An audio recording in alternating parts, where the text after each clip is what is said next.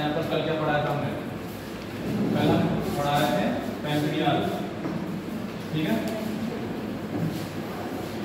Pancreas पढ़ा रहे थे। ये कैसी ग्रंथि होती है? मिश्रित होती है या एंडोक्राइन होती है, एक्सोक्राइन होती है? मिश्रित, मिक्स्ड ग्लैंड होती है, ठीक है। अगर कहीं कभी कभी एग्जाम में क्वेश्चन आया मिक्स्ड ग्लैंड की जगह क्या कहते हैं वो? हेटेरोक्राइन, तब भी मतलब वही है। अगर ये शब्द ना बोले तो ये शब्द भी बोल सकता है हेटेरोक्राइन ग्लैंड, तब भी बात वही रहेगी। तो बताओ पैंक्रियाज में हमने क्या पढ़ा था? ठीक है, इसमें एंडो प्लस एक्सो दोनों होते हैं, एंडोक्राइन प्लस एक्सोक्राइन। तो एक्सोक्राइन कब पढ़ेंगे हम इसे? डाइजेशन में। और एंडोक्राइन जो है तो हमने बताया था कि यहाँ पर क्या होता है, इस तरीके से क्या होगा, शेप होती है जिसमें लीफ शेप कहते हैं। तो यहाँ पर ये जो होते हैं ये क्या होते हैं? एक्सोक्राइन की तरह काम करते हैं, यानी बहिस्रावी ग्रंथियों की तरह। जो लीफ के ये वेसल्स हैं, डक्ट हैं, ये बहिस्रावी ग्रंथियों की तरह काम करते थे। और यहाँ पर छोटे छोटे ग्लैंड्स पाए जाते थे जिनको क्या कहते थे? आइलेट ऑफ लैंगरहैंस की दीपिकाएं, याद होगा तो बोलते थे सर। तो लैंगरहैंस की दीपिकाओं यानी आइलेट ऑफ लैंगरहैंस। तो ये किसकी तरह काम कर रहे थे? यही काम कर रहे थे अंतःस्रावी ग्रंथि की तरह। बहिस्रावी की तरह ये, अंतःस्रावी की तरह ये कर रहे थे। तो अंतःस्रावी की तरह जब ये काम कर रहे थे तो ये कोशिकाएं हैं, लैंगरहैंस की दीपिकाएं। वैज्ञानिक कौन था? लैंगरहैंस। तो लैंगरहैंस की दीपिकाएं कोशिकाओं को हमने 3 पार्ट्स में डिवाइड किया था। अल्फा कोशिका, बीटा कोशिका और गामा कोशिका। गामा या डेल्टा कोशिका ये था। तो बताओ भाई, अल्फा कोशिका कौन सा हार्मोन रिलीज करती है? अल्फा कोशिका कौन सा हार्मोन रिलीज कर रही थी? बीटा कोशिका कौन सा हार्मोन रिलीज कर रही थी? और गामा या डेल्टा कोशिका कौन सा हार्मोन रिलीज कर रही थी? अल्फा कोशिका ग्लूकागोन, ऐसे बोलते रहोगे हैं? हमारे नहीं थे सर, जिस दिन हमने पढ़ाया था। बीटा कोशिका कौन सा था? इंसुलिन। और गामा या डेल्टा कोशिका किसको रिलीज कर रहा था? सोमैटोस्टैटिन। 3 प्रकार के हार्मोन रिलीज हो रहे थे। फिर हमने किसको पढ़ा था?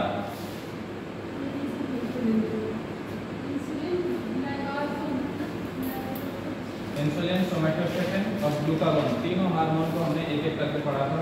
ठीक, ये मैंने बताया था कि हार्मोन 2 प्रकार के होते हैं, मतलब किससे मिलकर बने होते हैं। तो एक तो होता है पेप्टाइड और दूसरा स्टेरॉइड। जो पेप्टाइड होते हैं ये किससे मिलकर बने होते हैं? प्रोटीन से मिलकर बने होते हैं। और ये फैट से मिलकर बने होते हैं। तो इनकी पहचान क्या थी कि लास्ट में क्या आएगा? जिस भी हार्मोन के लास्ट में स्टेरॉन लग जाए वो किससे मिलकर बना होगा? फैट से। जैसे कि टेस्टोस्टेरोन, एल्डोस्टेरोन, प्रोजेस्टेरोन, ये सब क्या है? फैट से मिलकर बने। बाकी देखो ग्लूकागोन, इंसुलिन, सोमैटोस्टैटिन, इसमें स्टेरॉन आ रहा लास्ट में? नहीं आ रहा था। तो ये किससे मिलकर बने होंगे? प्रोटीन से। तो ये वाले हार्मोन किससे मिलकर बने होते हैं? हार्मोन 2 तरीके से बन सकते हैं, या तो हार्मोन कितने भी प्रकार के हार्मोन हो वो या तो प्रोटीन से बना होगा या फैट से बना होगा। जो प्रोटीन से बने होते हैं उनको याद रखने का तरीका ये है कि जिसमें लास्ट में स्टेरॉन आए वो सब फैट से मिलकर बने होते हैं, और जिसमें बाकी स्टेरॉन नहीं आ रहा वो सब प्रोटीन से मिलकर बने होते हैं। तो ये हमने पढ़ा था। तो ये बताओ, इंसुलिन पढ़ा था, हमने बताया था कि जो खाना खाते हैं वो खाना क्या देता है हमको? ग्लूकोज। और ग्लूकोज को किसमें? ग्लाइकोजन में कौन कन्वर्ट करता है? जैसे हमें ज्ञात होगा। 2 रोटी चाहिए, 2 रोटी से कितना ग्लूकोज मिल रहा है? मान लो 2 ग्लूकोज मिल रहा है। हमारे शरीर को यानी ब्लड के अंदर इतने ही ग्लूकोज की जरूरत है, लेकिन हमने खाना ज्यादा खा लिया, 10 रोटियां खा ली, तो क्या हो गया? 10 ग्लूकोज बन गया। लेकिन शरीर के में ब्लड के अंदर कितने ग्लूकोज की जरूरत है? 2 की। तो बाकी 8 ग्लूकोज जो होगा वो किस में कन्वर्ट हो जाएगा? ग्लाइकोजन में, ताकि ब्लड के अंदर शुगर की मात्रा ना बढ़े। और ये काम कौन करेगा? रजिस्ट्रेशन कहाँ होगा? किसका?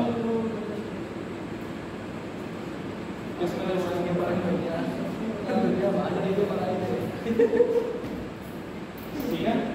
तो बाकी जो 8 ग्लूकोज हुआ वो क्या करेगा? इंसुलिन, ताकि ब्लड के अंदर शुगर की मात्रा ना बढ़े, इसलिए इंसुलिन उस ग्लूकोज को किसमें बदल देगा? ग्लाइकोजन में। और ये फैट या कार्ब के रूप में क्या हो जाएगा? स्टोर हो जाएगा, यानी वसा या कार्बोहाइड्रेट के रूप में बॉडी के अंदर स्टोर हो जाएगा। तो ये इंसुलिन का काम होता है। तो इसमें मैंने यही बताया था कि कभी कभी क्या होता है कि चाहिए कितना? 2 ग्लूकोज, लेकिन इंसुलिन क्या कर रही है? उतना कन्वर्ट नहीं कर रही है। यानी 8 ग्लूकोज को ग्लाइकोजन में कन्वर्ट करना था, लेकिन 8 ग्लूकोज को नहीं कर पाई। कितने को करा? 5 को कर पाई। तो बच गए 3 ग्लूकोज। ये कहाँ चले जाएंगे? ब्लड के अंदर। तो इससे क्या होगा? ब्लड शुगर बढ़ जाएगा। और अगर मान लो इंसुलिन बहुत ज्यादा सीक्रेट हो रही है, रिलीज हो रही है इंसुलिन हार्मोन, तो क्या होगा? सारे ग्लूकोज को उसमें कन्वर्ट कर दिया किसमें? ग्लाइकोजन में। तो उस समय क्या होगा? जब सारा ग्लूकोज ग्लाइकोजन में कन्वर्ट हो गया तो स्टोर होगा ही नहीं, वो स्टोर ही होगा, ब्लड में जाएगा ही नहीं। तो यहाँ से क्या होगा? इंसुलिन 2 तरीके से काम कर रहा है। इंसुलिन कम रिलीज हो रही है तो क्या होगा? ये ब्लड शुगर है। तो इंसुलिन का काम क्या है? एक तो है कि ये ब्लड शुगर को बढ़ा सकती है और घटा सकती है, बढ़ा भी देगी और घटा भी देगी। लेकिन इंसुलिन अगर ज्यादा बनेगी तो क्या होगा? वो सारे ग्लूकोज को ग्लाइकोजन में कन्वर्ट कर देगी। जब सारे ग्लूकोज को ग्लाइकोजन में कन्वर्ट कर देगी तो ब्लड शुगर लेवल घट जाएगा उस समय, क्योंकि इंसुलिन क्या करती है? ब्लड शुगर लेवल, जैसे इंसुलिन बढ़ेगी ब्लड के अंदर शुगर लेवल घट जाएगा। तभी तो क्या होता है? डायबिटीज वाले पेशेंट को जब उनका ब्लड शुगर लेवल बढ़ जाता है तो इंसुलिन के अंदर इंजेक्ट की जाती है, ताकि इंसुलिन बढ़ जाए तो ब्लड शुगर लेवल घट जाए। तो ये क्या होता है? इंसुलिन ब्लड शुगर लेवल के व्युत्क्रमानुपाती होती है। इसमें मैंने पढ़ाया था, अगर कोई डाउट तो पढ़ना, नहीं है तो पूछ लेना। तो इससे 2 प्रकार की बीमारियां होती हैं। कौन कौन सी बीमारियां होती हैं?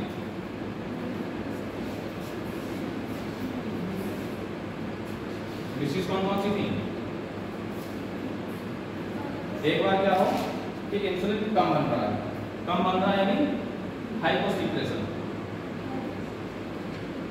और एक बार क्या हो? इंसुलिन ज्यादा बन रहा है।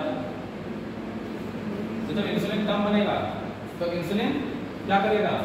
जब कम बन रहा है, इसकी मात्रा कम है, तो ग्लूकोज को ये ग्लाइकोजन में कन्वर्ट नहीं कर पाएगा। जब नहीं कर पाएगा तो खून के अंदर शुगर की मात्रा क्या होगी? बढ़ जाएगी। जैसे इंसुलिन कम बनेगा शुगर लेवल बढ़ जाएगा। और इसी को क्या कहते हैं? यहाँ तो क्या हो गया? डायबिटीज।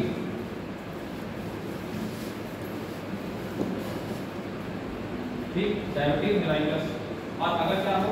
इंसुलिन ज्यादा बन रहा है, जितना खाना खा रहे हैं, जितना ग्लूकोज बन रहा है वो सब किस में कन्वर्ट हो जा रहा है? ग्लाइकोजन में। लेकिन खून के अंदर भी ब्लड शुगर लेवल होना चाहिए, वो नहीं पहुंच पा रहा। तो उस समय क्या होगा? खून के अंदर शुगर का लेवल क्या हो जाएगा? कम। और जब कम होगा तो उस समय क्या होगा? तब बीमारी होती है, उसको बोलते हैं हाइपोग्लाइसीमिया। हाइपोग्लाइसीमिया इसमें क्या होगा कि जब हमारे बॉडी के अंदर, ब्लड के अंदर शुगर लेवल घट गया तो हमें कमजोरी फील होने लगेगी, चक्कर आने लगेंगे और ब्रेन डैमेज हो सकता है, हमारी मृत्यु भी हो सकती है। इसमें धीरे धीरे होता है। जब शुगर लेवल बढ़ जाता है तो क्या होगा? धीरे धीरे हमारे लंग्स हैं, किडनी है, ये धीरे धीरे खराब होते हैं। इसमें क्या होगा? अचानक से एकदम हो सकता है। तो इसलिए 11 को खत्म हो जाती है।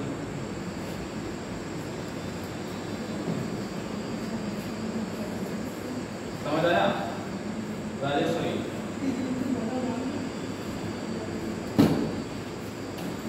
देखो इंसुलिन का काम है शुगर लेवल को घटाना। अगर इंसुलिन बढ़ेगा तो शुगर लेवल घट जाएगा और इंसुलिन घटेगा तो शुगर लेवल बढ़ जाएगा। तो अगर मान लो इंसुलिन कम बनना है, जब कम बनेगा तो शुगर लेवल बढ़ जाएगा, जब शुगर लेवल बढ़ जाएगा तो डायबिटीज हो जाएगी। और इंसुलिन ज़्यादा बनना है तो शुगर लेवल कम बनना है, और शुगर लेवल कम बनना है यानी इसका मतलब क्या होगा, हमारे ब्लड में शुगर की मात्रा कम होगी। कम होगी तो उसको क्या बोलेंगे, हाइपोग्लाइसीमिया हो गया। ठीक है, ये सब पढ़ा था। फिर हमने क्या पढ़ा था, ग्लूकागोन। ये क्या काम करता है, ये कब काम करेगा, जब हम क्या रखते हैं, व्रत फास्ट रखते हैं, उपवास रखते हैं, तो उस समय क्या कौन काम करता है, ग्लूकागोन। उपवास के समय हम खाना नहीं लेते हैं, लेकिन फिर भी क्या होता है, हम चल रहे हैं, फिर रहे हैं, सारे काम कर रहे हैं, तो उस समय क्या हो रहा है, जो हमारा स्टोर्ड है, ये क्या है, ग्लूकोज। इंसुलिन ने क्या करा, स्टोर कर फैट और वसा की फॉर्म में इसको। तो जो फैट और वसा की फॉर्म में जो स्टोर हुआ है वो क्या करेगा, जो बॉडी के अंदर स्टोर हो गया उसको क्या करेगा, ये जो ग्लूकागोन है ये उसको फिर किसमें कन्वर्ट कर देगा, ग्लाइकोजन या ग्लूकोज। यानी उस समय भी तो एनर्जी चाहिए।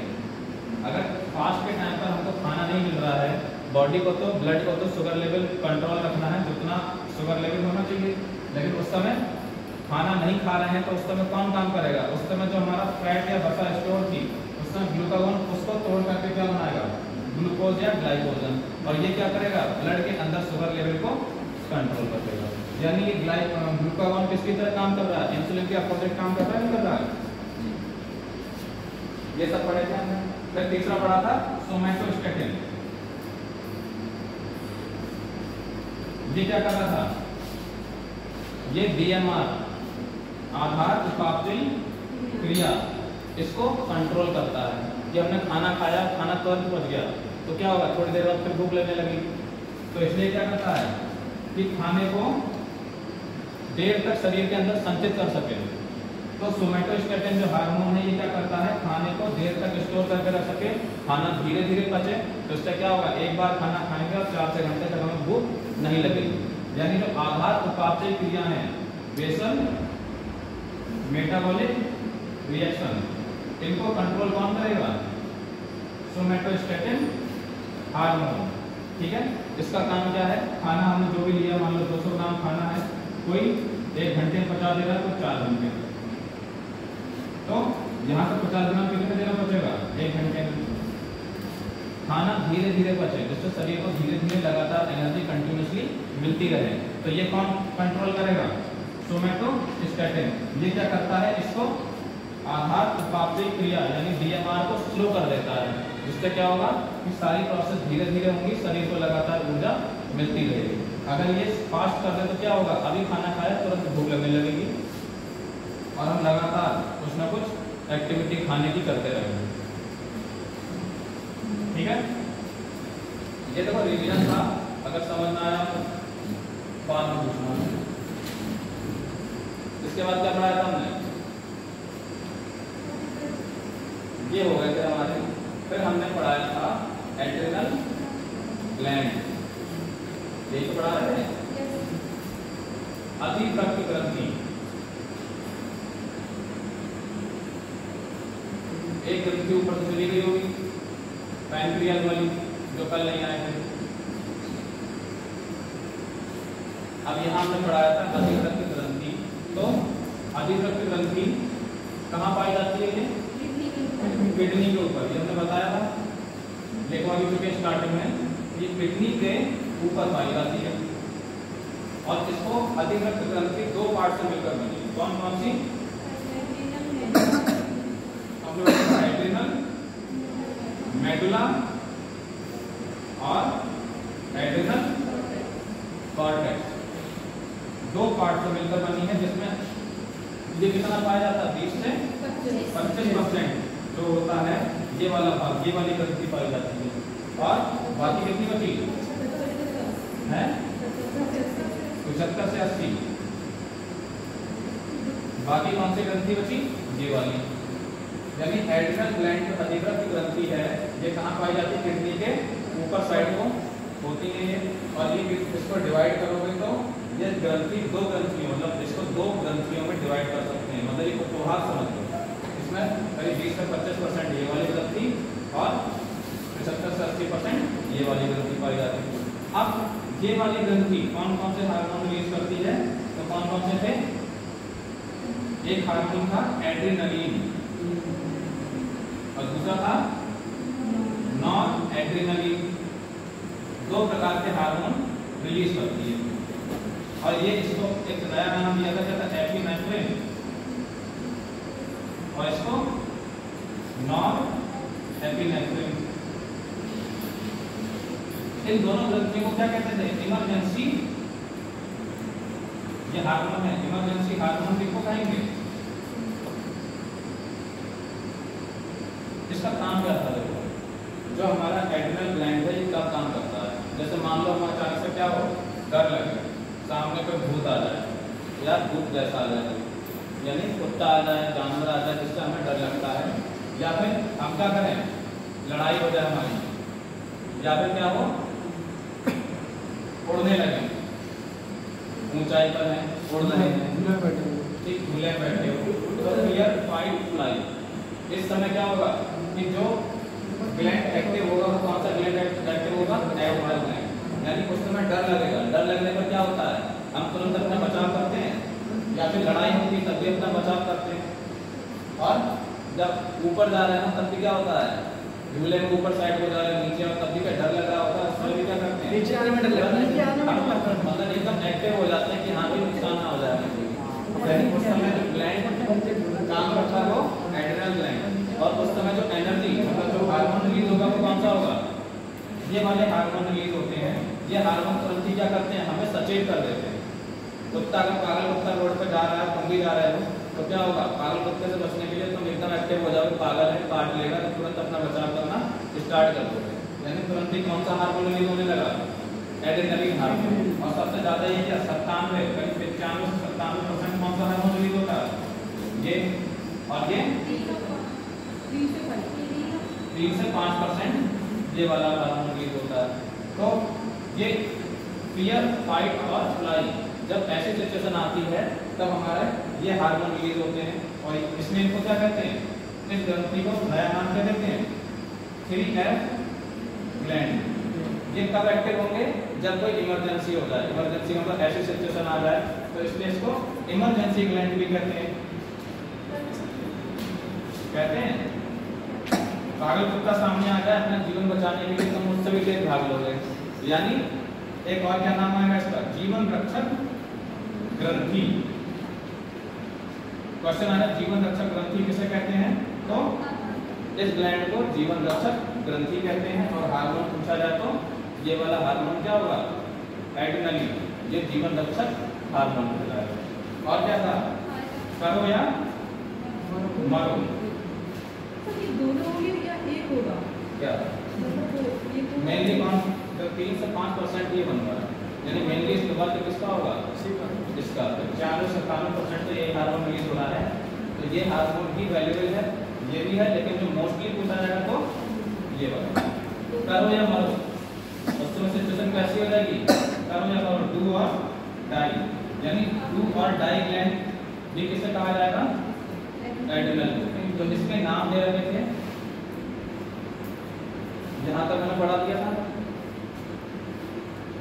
कोई डाउट यहाँ पर? उसके बाद क्या पढ़ा था हमने? ये वाले पढ़ लिए थे, फिर किसे पढ़ेंगे? Cortex, adrenal cortex. ये क्या होता है? ये 3 प्रकार के ग्रुप ऑफ हार्मोन रिलीज करता है। पहला कौन सा था? ग्लूकोकॉर्टिकॉइड, दूसरा मिनरलो कॉर्टिकॉइड, और तीसरा कौन सा था? ठीक है, 3 प्रकार के हार्मोन रिलीज करता है। और ये क्या है? कोई एक हार्मोन नहीं है, ये क्या है? Group of hormone. इसमें कई सारे हार्मोन होंगे, इसमें भी क्या होगा? कई सारे होंगे, और इसमें भी कई सारे होंगे। लेकिन इसमें कौन सा पढ़ते हैं? कॉर्टिसोल। इसमें जो पढ़ेंगे हार्मोन वो कॉर्टिसोल पढ़ेंगे। इसमें कौन सा पढ़ेंगे? एल्डो, क्या नाम था? एल्डोस्टेरोन। और इसमें कौन कौन से थे? एक तो था प्रोजेस्टेरॉन, एस्ट्रोजन और टेस्टोस्टेरोन। ये 3 प्रकार के और भी हार्मोन होते हैं, लेकिन मेनली हम 3 पढ़ेंगे।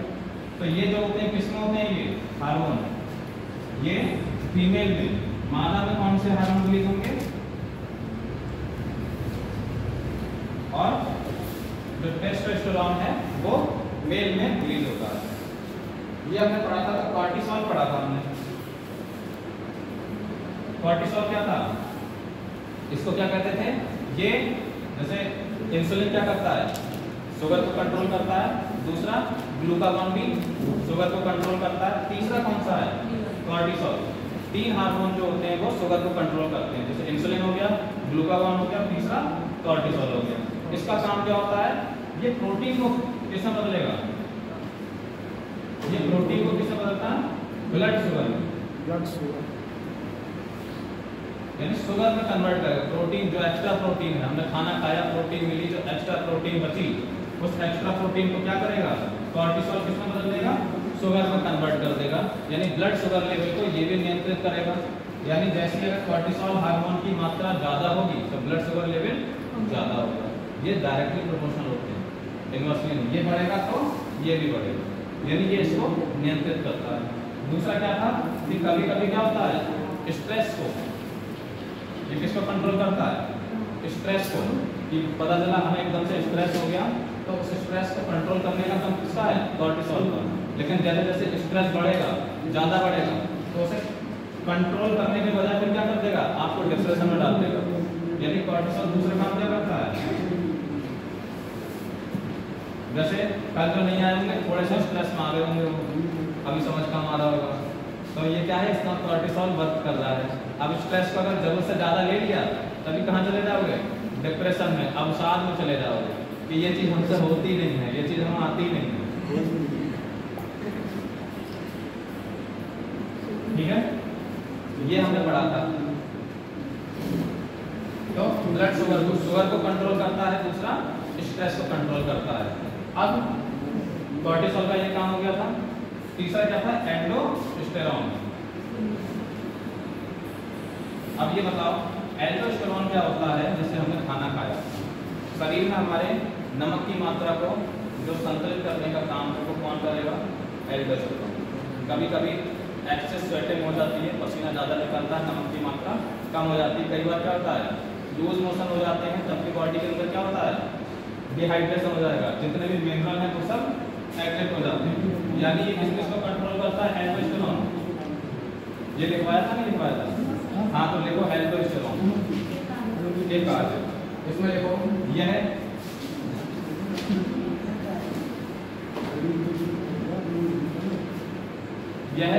शरीर के अंदर, यह शरीर के अंदर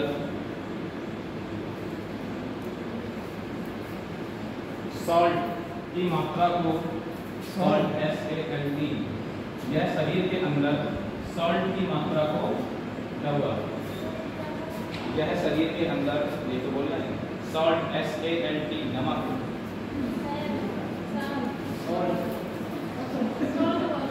सॉल्ट की बोला जाता है। यह शरीर के अंदर सॉल्ट की मात्रा को नियंत्रित करता है। यह शरीर के अंदर सॉल्ट की मात्रा को नियंत्रित करता है। तो ये अगर एल्डोस्टेरोन ज़्यादा बन रहा है, यदि शरीर के अंदर नमक की मात्रा भी या सॉल्ट की मात्रा बढ़ती रहे, तो एल्डोस्टेरोन बॉडी सॉल्ट के समानुपाती होता है। अब ये बताओ नमक से क्या होता है? बीपी कॉज होता नहीं होता है? बीपी खत्म हो जाता है। यानी एल्डोस्टेरोन दूसरा किसको बैलेंस करता होगा? Blood pressure. जब नमक की मात्रा संतुलित कर रहा है तो ये बीपी को भी कंट्रोल करेगा, क्योंकि कभी कभी क्या होता है? बीपी लो होता है, कहते हैं नमक ज़्यादा खाओ, और बीपी हाई होता है, कहते हैं नमक छोड़ दो खाना। यानी ये नमक बीपी को भी कंट्रोल करेगा। तो दूसरा पॉइंट क्या होगा? यह है शरीर के, दूसरा पॉइंट लिखो, यह शरीर के रक्तचाप यह शरीर के रक्तचाप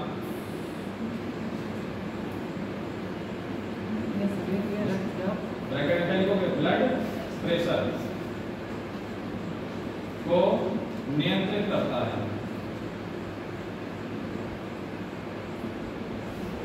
अब बताओ एल्डोस्टेरोन हार्मोन ज्यादा रिलीज हुआ तो क्या बनेगा? बॉडी के अंदर सॉल्ट की मात्रा ज्यादा हो गई, तो सॉल्ट की मात्रा ज्यादा होगी तो ब्लड प्रेशर बढ़ जाएगा। अगर सॉल्ट की मात्रा कम हो जाए तो ब्लड प्रेशर घट जाएगा। हम ये नहीं कह सकते कि एल्डोस्टेरोन जो है वो बीपी के भी डायरेक्टली समानुपाती है नहीं है? सर पल्स क्या होता है? पल्स हार्ट क्या करता है? पंप करता है, उसमें जब ब्लड का फ्लो होता है तो पल्स से ही तो चेक करता है।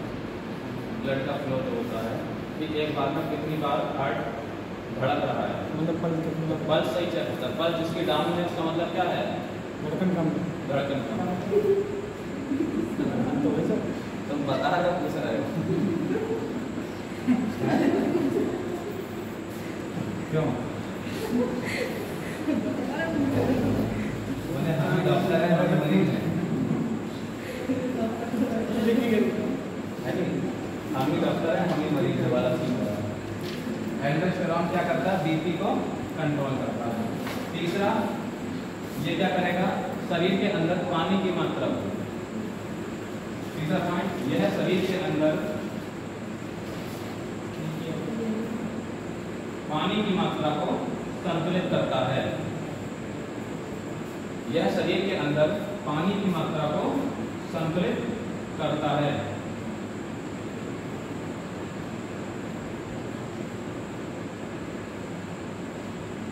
बॉडी वाटर को, यानी अगर एल्डोस्टेरोन ज्यादा बनेगा तो शरीर के अंदर पानी की मात्रा बैलेंस हो जाएगी। ठीक है। तीसरा हो गया ये। अब अगला देखो, हमने कौन कौन से पढ़ दिए थे?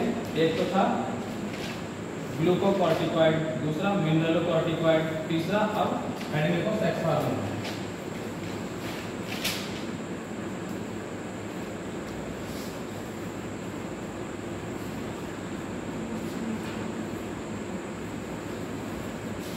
इसमें कौन कौन से हार्मोन के?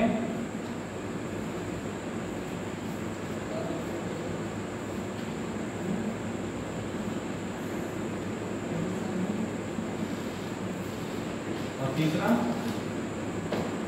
टेस्टोस्टेरोन। तीन प्रकार के हार्मोन थे। तो इसमें जो ये हार्मोन है ये क्या करते हैं? ये दो किसमें पाए जाते हैं? फीमेल में, और ये मेल में पाया जाता है। तो सीधी सी बात है, जैसे कि दाढ़ी मूंछों का आना, आवाज का मोटा होना, ये सब किसका है? लक्षण। मेल में क्या होता है? ये लक्षण डेवलप होते हैं। तो यानी टेस्टोस्टेरोन लेवल जिसका सही है तो उसके अंदर ये लक्षण डेवलप हो जाते हैं। कभी कभी क्या होता है कि बच्चा 12-13 साल का हुआ, उसकी दाढ़ी मूंछें आ जाती है, यानी उसका टेस्टोस्टेरोन लेवल ज्यादा ही हाई है। तो इसमें देखो पहला पॉइंट, यह शरीर में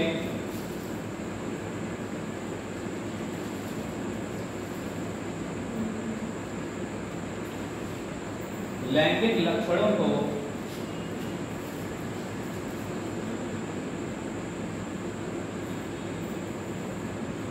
विकसित करने में, यह शरीर में लैंगिक लक्षणों को विकसित करने में सहायता करता है।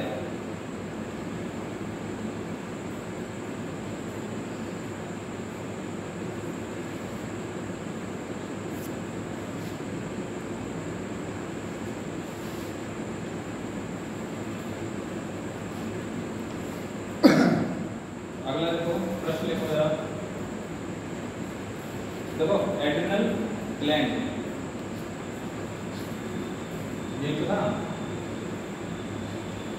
इसका सब पार्ट क्या था? एक मेडुला, दूसरा कॉर्टेक्स। कॉर्टेक्स जो था इसके अंदर सब पार्ट था एड्रिनल कॉर्टेक्स, ये था नहीं था। अभी एड्रेनल कॉर्टेक्स को हमने 3 पार्ट में डिवाइड करा था। एक क्या था, कॉर्टिसोल। कॉर्टिसोल का काम क्या था कि शुगर लेवल को कंट्रोल करना, यानी शुगर को कंट्रोल। दूसरा काम क्या था,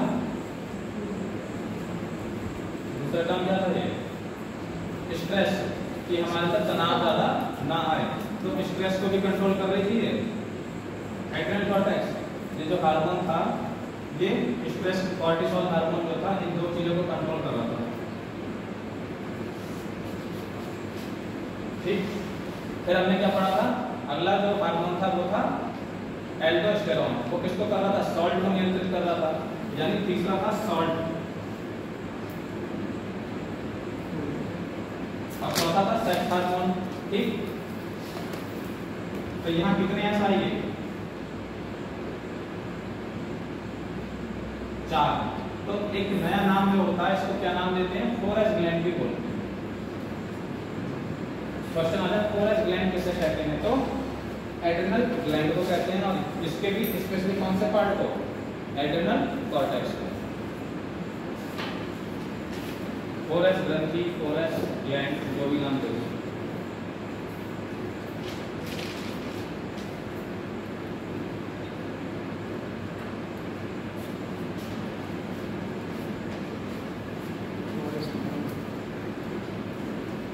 तो 3M ग्रंथि आ जाए, 4S ग्रंथि आ जाए, ये सब क्या है, एड्रेनल ग्लैंड। अब देखो डिसीज,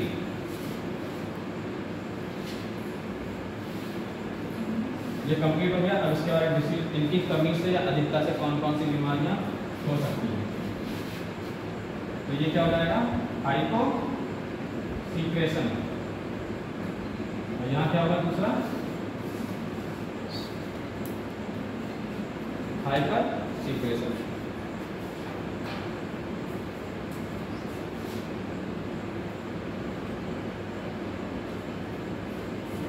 हाइपो और हाइपर,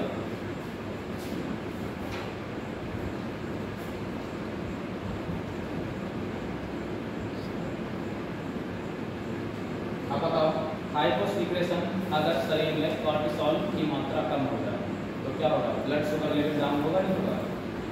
कॉर्टिसोल क्या करता है, ब्लड शुगर लेवल को कंट्रोल करता है, यानी ब्लड शुगर लेवल डाउन हो जाएगा। दूसरा कौन सा था, एल्डोस्टेरोन। अगर उसकी मात्रा भी कम हो जाए तो क्या होगा कि जो सॉल्ट बॉडी के अंदर था, उस सॉल्ट को कंट्रोल कर पाएंगे, बॉडी के अंदर सॉल्ट की मात्रा कम हो जाएगी। दूसरा क्या होगा कि जो बॉडी के अंदर वाटर था वो भी क्या होगा, कम होने लगेगा, क्योंकि एल्डोस्टेरोन घट रहा है। एल्डोस्टेरोन के घटते ही क्या होगा, सॉल्ट भी कम होगा और वाटर भी कम होगा, यानी हमें क्या हो जाएगा, डिहाइड्रेशन। तो इसमें पहला क्या था, ऐसे करके लिखो, कॉर्टिसोल क्या होगा, घटेगा, उसके फलस्वरूप क्या होगा, ऐसे लिखो, ब्लड शुगर ये भी घटेगा। फिर क्या होगा, अगर मान लो एल्डोस्टेरोन है, ये घटेगा, तो इसके फलस्वरूप क्या होगा कि एक तो सॉल्ट ये घटेगा और दूसरा वाटर भी घटेगा, यानी बॉडी क्या हो जाएगी, डिहाइड्रेशन। इसके फलस्वरूप क्या होगा, डिहाइड्रेशन हो जाएगा। तो इनको कंबाइंडली क्या बोलते हैं, अगर ये समस्या आ रही है तो इसको कंबाइंडली बोल देते हैं एडिशन का रोग।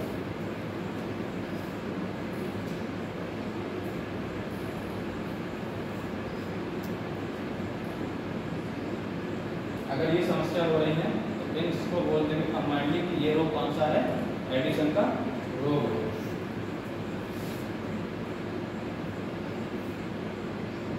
अभी एडिशन कौन से वाले हैं, जिनने बल्ब का आविष्कार किया था, तो जिनने बल्ब का आविष्कार नहीं किया था वो वाले। तो ब्लड शुगर लेवल घटेगा, यानी क्या हो जाएगा, हमें डायबिटीज होगी या उसमें हाइपोग्लाइसीमिया होगा। ब्लड शुगर लेवल के घटने से डायबिटीज होती है या हाइपोग्लाइसीमिया, ब्लड शुगर लेवल बढ़ जाएगा तो डायबिटीज होती है, और जब घट रहा है तो हाइपोग्लाइसीमिया, यानी शुगर की मात्रा कम हो गई। तो इसको क्या बोलते हैं, एडिशन का रोग। इसमें क्या होगा, हाइपोग्लाइसीमिया हो सकता है और डिहाइड्रेशन, दोनों चीजें होंगी। अब क्या करूं, हाइपर सीक्रेशन बढ़ने लगा, यही चीज क्या, कॉर्टिसोल और एल्डोस्टेरॉन इनकी मात्रा बढ़ गई। तो बताओ एल्डोस्टेरॉन की मात्रा बढ़ने से क्या होगा, बीपी बढ़ता है, बढ़ता है ना। एल्डोस्टेरॉन क्या कर रहा था, बीपी कंट्रोल कर रहा था, और किसको, सॉल्ट को कंट्रोल कर रहा था, तीसरा वाटर को कंट्रोल कर रहा था।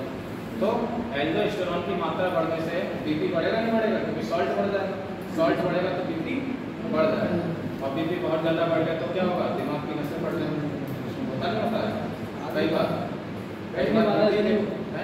चलने उठने लगता है, घूमने लगता है, हाँ चलने फिरने लगता है, दिमाग काम नहीं करता, जल्दी नहीं पड़ती वैसे।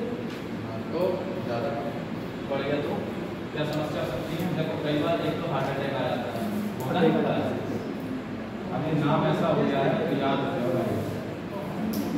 सबसे कॉमन बीमारी लगती है कि हार्ट अटैक है। ये क्या कह रहे हैं, क्या बोला, कह रहे हैं हंसी बहुत आती है इसका बीपी बढ़ जाता है, कह रहे हैं हंसी बहुत आती है इसका बीपी बढ़ जाता है, बीपी बढ़ जाता है, हंसी आती है। इधर देखो,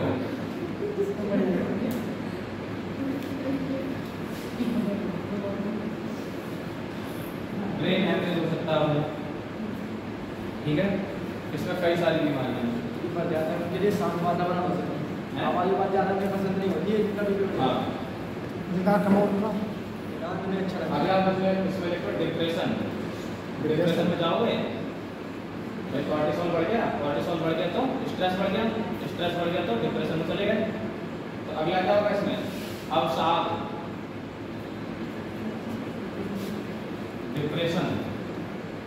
आजकल की युवा पीढ़ी बहुत जल्दी चली जाती है डिप्रेशन में, है ना। एक तो उठना है कोई डिप्रेशन में अभी बात कहना, हम तो अपने आप को युवा मानते ही नहीं।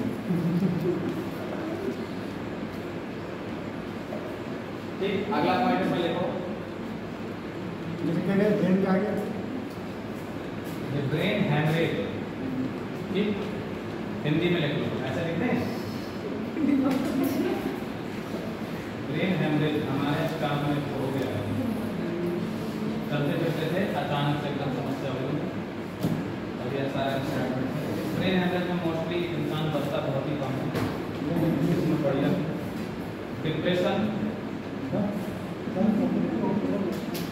हो जाना, अब देखो ये ब्रेन हेमरेज इसका मतलब है क्या होता है, ब्रेन हैमरेज में एक्चुअल में दिमाग की नस फट जाता है, फट जाती उससे क्या होगा, ब्लड की क्लॉटिंग हो जाएगी, और फिर क्या होगा, मतलब इसमें कोमा में भी चला जाता है इंसान, काफ़ी समय तक कोमा में भी रह सकता है, और कई बार क्या होता है कि ज़्यादा समय तक जीवित ना रहकर 4 से दिन में ही 10 दिन में निपट जाता है। हंसने वाली बात है, बहुत समस्या भी हमारे स्टाफ में भी है, लेकिन ये है कि वो फिलहाल बच गए सही। डिप्रेशन हो जाना। चौथा देखो, सेक्सुअल हार्मोन के बढ़ जाने से, चौथा पॉइंट, सेक्सुअल हार्मोन के बढ़ जाने से कुशिंग सिंड्रोम, कुशिंग सिंड्रोम,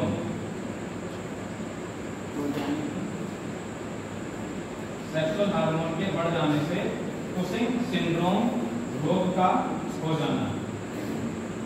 यह है क्या, कुशिंग सिंड्रोम रोग क्या है, कुशिंग सिंड्रोम रोग होगा तो उसका चेहरा बिल्कुल मून की तरह हो जाएगा, चांद की तरह, मून फेस हो जाता है।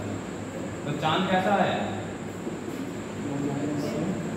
चांद देखने में बढ़िया लगता है, लोगों ने चांद की तुलना की है चेहरे से, लेकिन कुशिंग सिंड्रोम मतलब क्या है, जैसे चांद में धब्बे हैं, दाग हैं, गड्ढे हैं, वैसे क्या होगा, चेहरे का हाल हो जाएगा,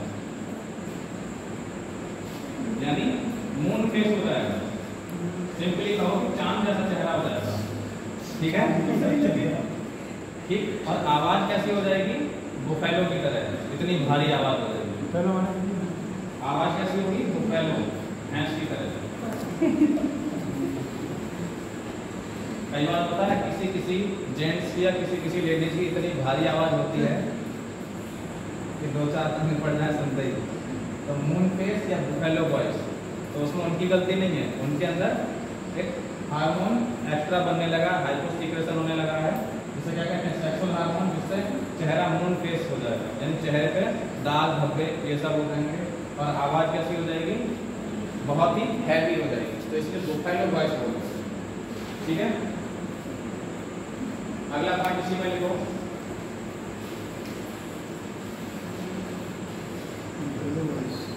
बुफेलो वॉइस का मतलब ये नहीं है कि वो भैंस की तरह ही हो जाएगी, मतलब बेहतर जैसा बनता है, भारी हो जाएगी। अगला पार्ट लिखो एंड्रोलैंगिक सिंड्रोम। कौन कौन सी बीमारी होती है? एंड्रोलैंगिक सिंड्रोम। कभी कभी देखा होगा कुछ लेडीज होती हैं उनके दाढ़ी और मूछें आने लगती हैं, होता है, यानी वो कौन सा हाँ अभी एक लड़की टॉपर निकली वो हाई स्कूल में, उसकी दाढ़ी मुझे हाँ एंड्रोलैंगिक सिंड्रोम जो होता है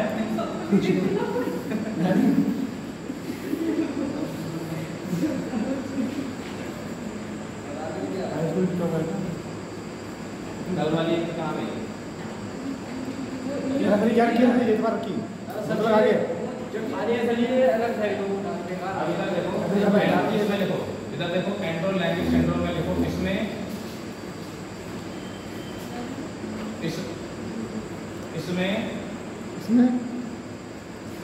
फीमेल के दाढ़ी और मूछें आने लगती हैं।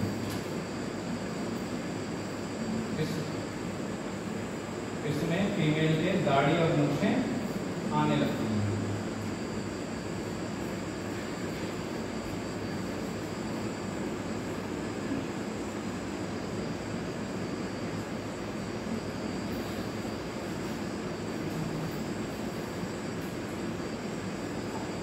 अगला क्या होगा? ठीक, अगर गायनिकोमेस्टिया लाइको देख लो,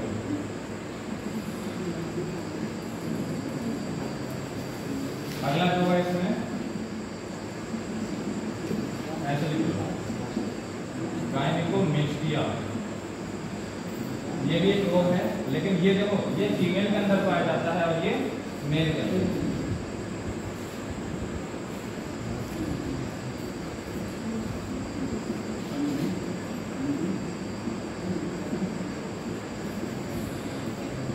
ठीक है,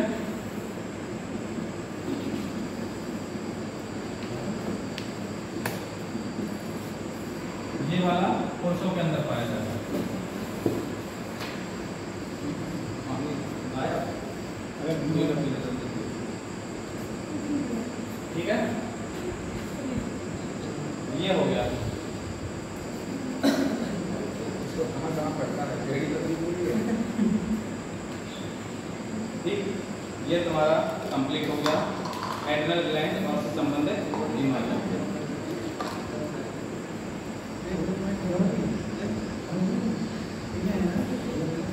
तो कुशन सिंड्रोम क्या होता है? मूड फ्रेश हो जाएगा।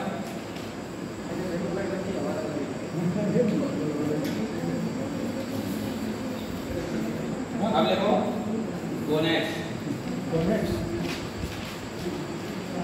अगला जो ग्लैंड है वो कौन सा है? गोनेट।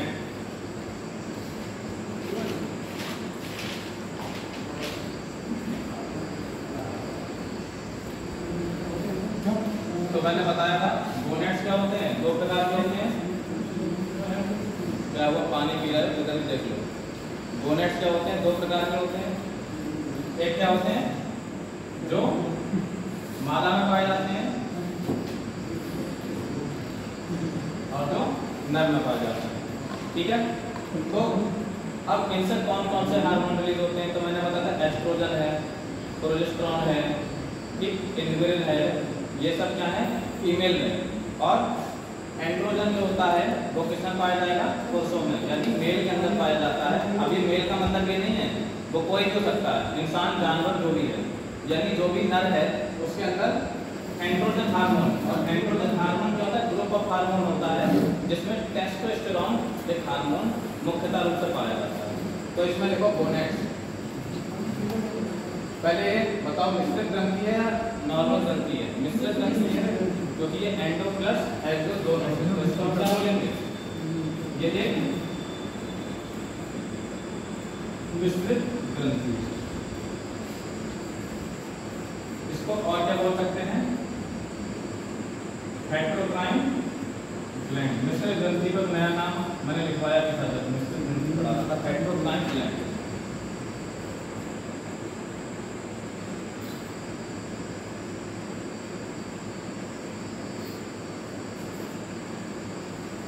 तो जो ओवरी, इसको क्या बोलेंगे? अंडाशय। इसमें कौन कौन से हार्मोन होते हैं? तो सबसे पहले एस्ट्रोजन, दूसरा प्रोजेस्टेरॉन,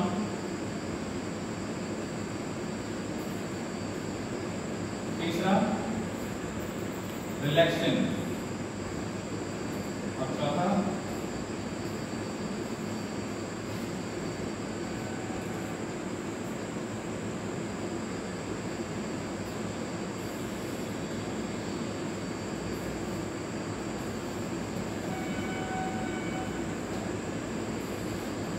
टेस्टिस में कौन सा हार्मोन बनता है? एंड्रोजन। और ये सिंगल हार्मोन नहीं, ये क्या है? ग्रुप ऑफ हार्मोन है, जिसमें से एक जो मेन हार्मोन होता है वो कौन सा होता है? टेस्टोस्टेरोन। ठीक है।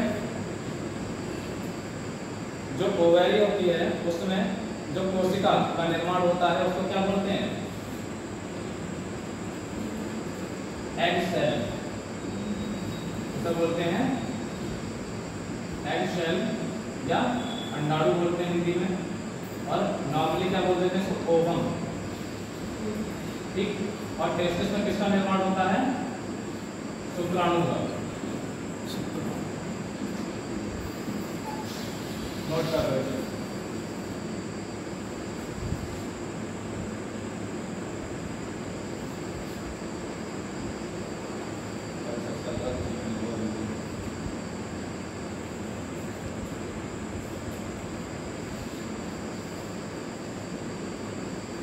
अब देखो ये एस्ट्रोजन कहाँ यूज होता है, प्रोजेस्टेरॉन कहाँ यूज होता है, रिलैक्सिन, इनहिबिन और टेस्टोस्टेरोन। इनको पढ़ने के लिए पहले हमें कुछ और पढ़ना है, तो ये नोट कर लो।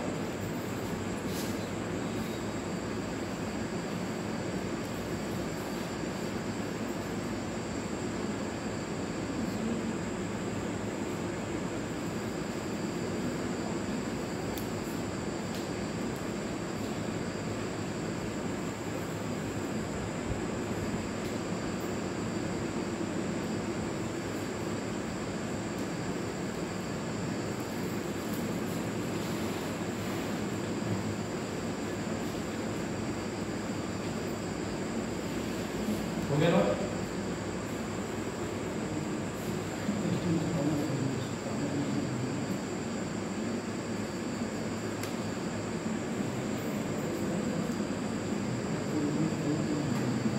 ठीक है। अगली हेडिंग लिख लो।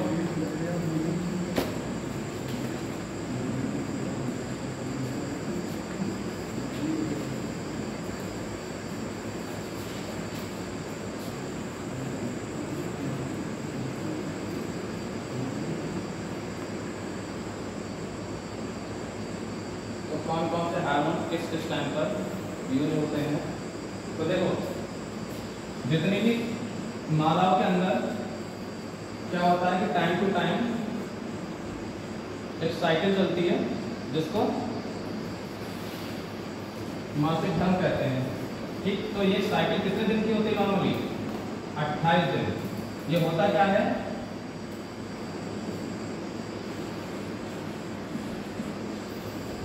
तो इसमें क्या होगा कि जो प्राइवेट पार्ट्स हैं उनसे क्या होगा? ब्लीडिंग होने लगती है, लेकिन यह मंथली होगी। इसलिए क्या है कि एक साइकिल है, 1 महीने के बाद प्रोसेस रिपीट होती है, इसलिए इसको क्या बोल देते हैं? साइकिल वर्ड यूज कर देते हैं। और ये कितने दिन का करीब करीब होता है? किसी में 24 दिन का भी होगा, किसी में 28 दिन का होगा, किसी में 1 महीने से ज़्यादा भी होगा। तो ऑन एन एवरेज ये 28 दिन की साइकिल होती है।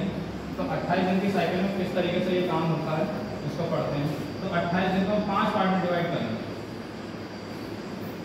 1 से 7 दिन। उस समय क्या होता है?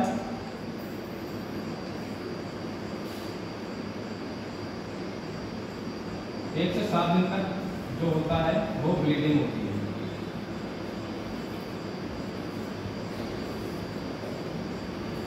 फिर क्या होगा, जब 7 से 14 दिन, उस समय क्या होगा,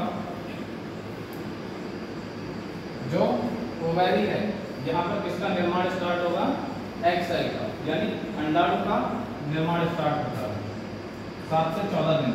इस दौरान किसका निर्माण स्टार्ट होगा, ओवम का। और कहाँ होगा ये, ओवरी में, अंडा सेल में अंडाणु का निर्माण स्टार्ट होगा। अब देखो जब ये क्या होगा, ये अंडाणु परिपक्व हो जाएगा, ठीक विकसित हो जाएगा, तो ये 7 से 14 दिन लेते हैं विकसित होने में। तो एस्ट्रोजन क्या करता है, एस्ट्रोजन जो अभी हम हार्मोन पढ़ रहे हैं, ये एस्ट्रोजन हार्मोन क्या करेगा, ये विकसित करने में किसका काम होता है, एस्ट्रोजन हार्मोन। यानी जब अंडाणु विकसित हो रहा है, ओवम विकसित हो रहा है, तो उस समय कौन सा हार्मोन काम कर रहा होगा, एस्ट्रोजन। जब ये विकसित हो जाएगा उसके बाद क्या होगा, 14वें दिन, देखो ये ऑन एन एवरेज चल रहा है, तो जब 14th डे आएगा उस समय ये क्या करेगा, अब यहाँ से ये कहाँ से, ओवरी से फैलोपियन ट्यूब में जाएगा। यानी जो एग सेल बना, जो ओवम बना, वो कहाँ जाएगा, फैलोपियन ट्यूब में। यानी यहाँ पर क्या होगा,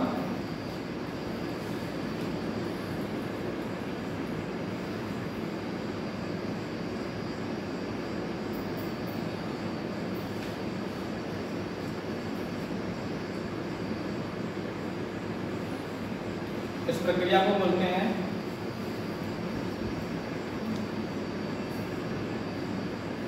अंडोत्सर्जन। और जाएगा कहाँ पर, ये फैलोपियन ट्यूब में। इस प्रक्रिया को बोलेंगे अंडोत्सर्जन, इसको ओव्यूलेशन। फिर उसके बाद 14 से 21 दिन तक, अब इस समय क्या होगा, ये कहाँ पर पहुंच जाएगा, अंडा से वो गर्भाशय में, ठीक। अब ये जो विकसित हो गया अंडाणु, ये कहाँ पहुंचा, गर्भाशय में, यानी यूट्रस में पहुंचा।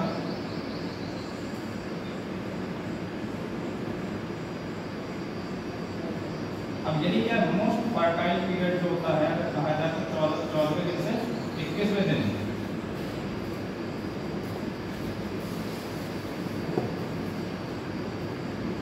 यहाँ पर क्या होगा, निषेचन की प्रक्रिया होती है, जहाँ पर शुक्राणु अंडाणु से मिलकर के बेबी फॉर्म करता है।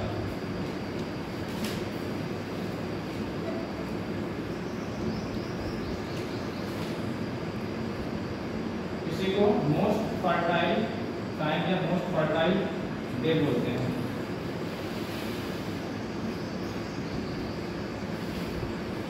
इस समय बहुत ज़्यादा चांसेस होते हैं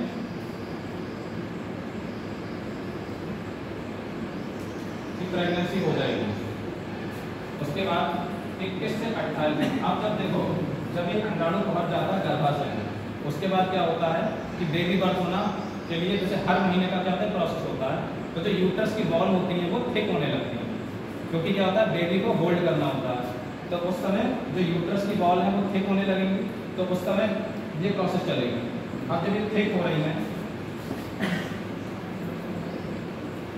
और अगर वो प्रक्रिया नहीं हो पाई, ठीक है, तो उस समय क्या होगा, फिर वो बॉल धीरे धीरे टूटना स्टार्ट होगी, और टूटना स्टार्ट होगी तो फिर से ब्लीडिंग स्टार्ट हो जाएगी। इसमें पहले यहाँ तक निकलो, अगला पॉइंट देखो।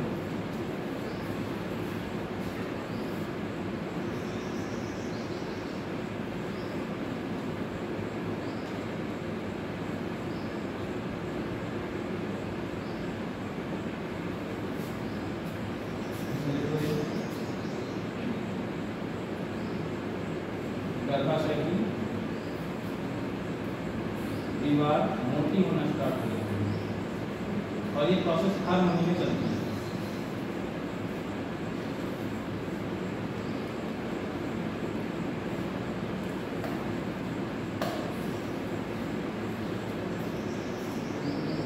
अब अगर उस समय प्रेगनेंसी नहीं हुई तो फिर क्या होगा, फिर से क्या होगा कि गर्भाशय की दीवार है ये टूटना स्टार्ट हो जाएंगी और फिर धीरे धीरे फिर से वही प्रोसेस जो पहले दिन से स्टार्ट हुई वही प्रोसेस कैसे जाता हो जाएगा।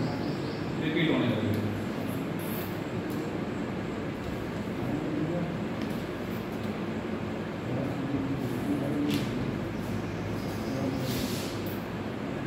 और फिर नेक्स्ट अगले महीने फिर वही साइकिल रिपीट हो जाएगी।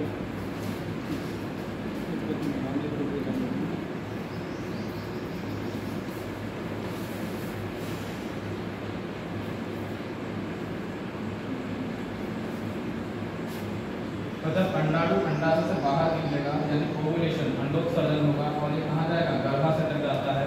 तो इन दोनों प्रोसेस में किसका रोल होता है, इन दोनों प्रोसेस में जो हार्मोन काम करेगा वो प्रोजेस्टेरोन का यूज होता है।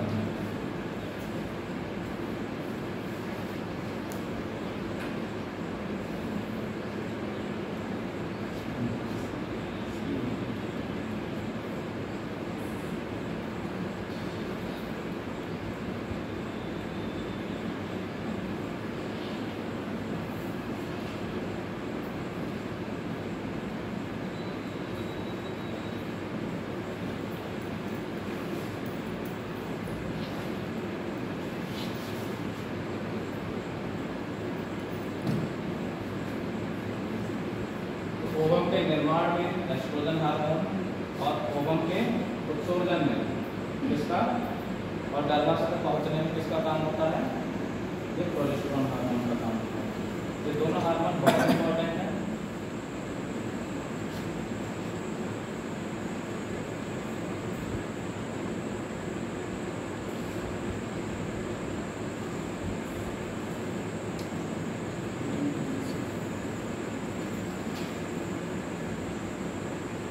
अगर क्वेश्चन आए कि प्रोजेस्टेरोन क्या काम करता है, तो ये अंडोत्सर्जन यानी ओवुलेशन में सहायता करता है और ओवम के निर्माण में एस्ट्रोजन सहायता करता है। ठीक, अब लिख लो फंक्शन,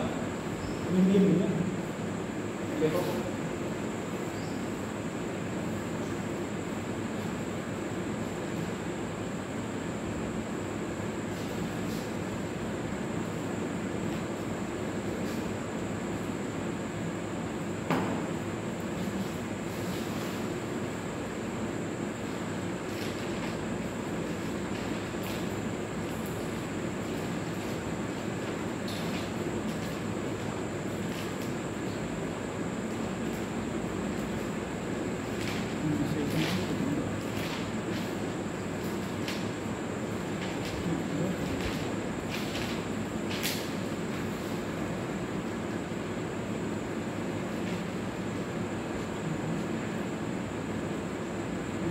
कर लिया है अभी करो।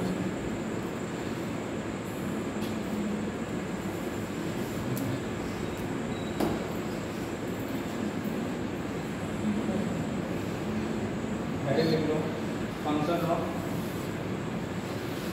एस्ट्रोजन। जहां से क्वेश्चन आ रहा है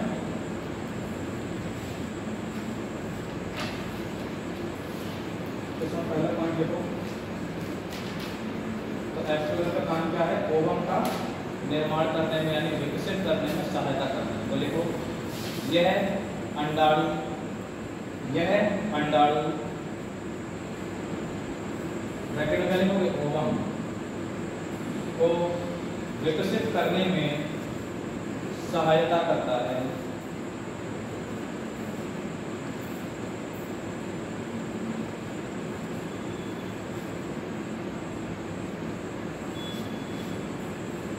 एक तो काम ये हो गया, दूसरा काम क्या हो गया, जो यह अंडाणु को विकसित करने में सहायता करता है। दूसरा, यह लैंगिक लक्षणों को विकसित करने में सहायता करता है। यह लैंगिक लक्षणों को विकसित करने में सहायता करता है। तीसरा काम जो होता है इसका,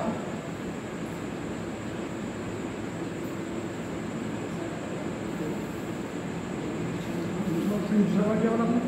यह लैंगिक लक्षणों को विकसित करने में सहायता करता है।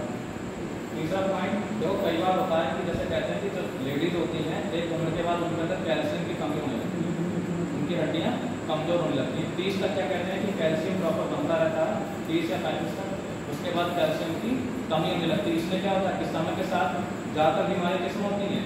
फीमेल में ज़्यादा बीमारियाँ होती हैं, क्योंकि उनके अंदर जो भी मिनरल्स हैं वो कम होने लगते हैं। तो तीसरा पॉइंट देखो, यह हड्डियों को मजबूती प्रदान करता है, यह हड्डियों को मजबूती प्रदान करता है।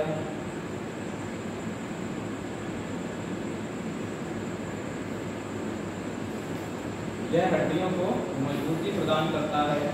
अगला पॉइंट, यह मादा में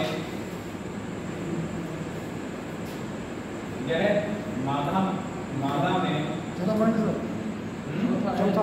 हाँ, यह मादा में सेक्सुअल डिजायर,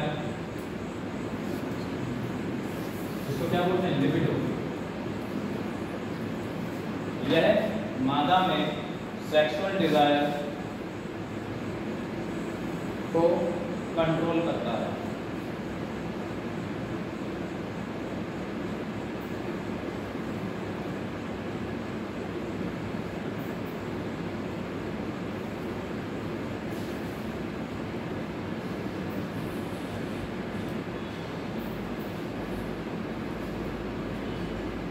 अगला देखो, फंक्शन ऑफ प्रोजेस्टेरॉन।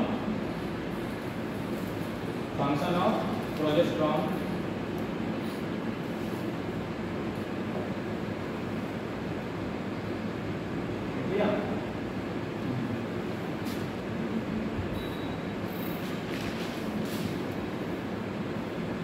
अब देखो,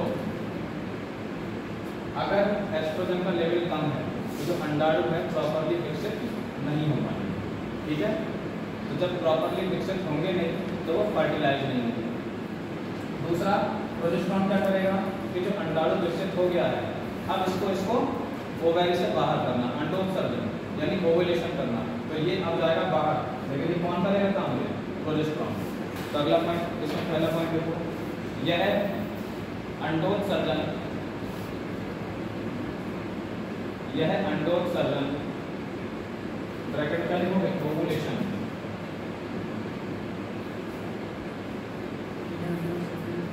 यह अंडोत्सर्जन में सहायता करता है।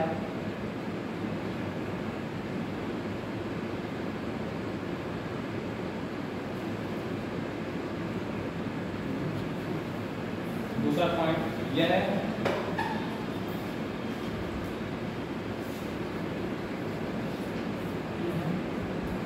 प्रेगनेंसी नियंत्रक हार्मोन, यह है प्रेगनेंसी नियंत्रक हार्मोन।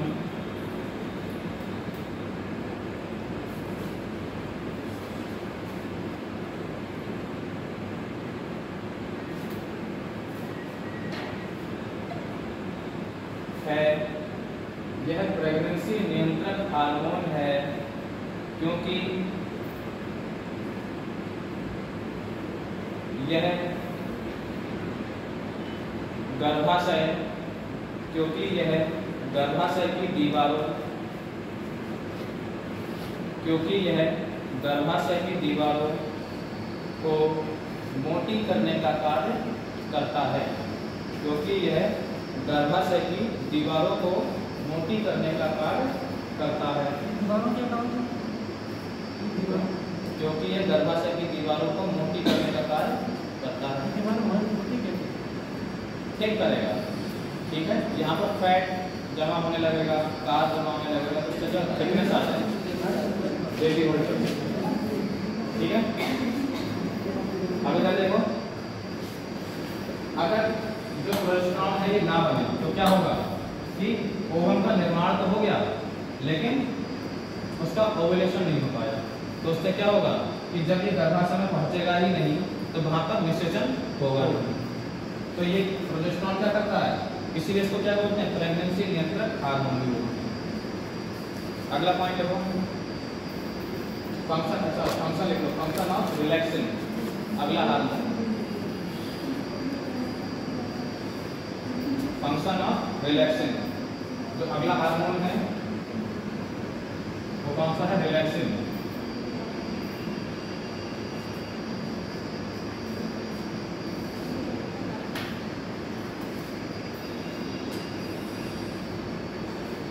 अब देखो अंडाणु का निर्माण हुआ, ये गर्भाशय में पहुंचा, वहां निषेचन के दौरान बेबी का फॉर्मेशन मान लो हो गया। जब क्या होता है, प्रेगनेंसी डिलीवरी होने वाली होती है, तब कौन सा हार्मोन रिलीज होगा? Relaxin hormone. ठीक, ये क्या करता है? लिखो इसमें, यह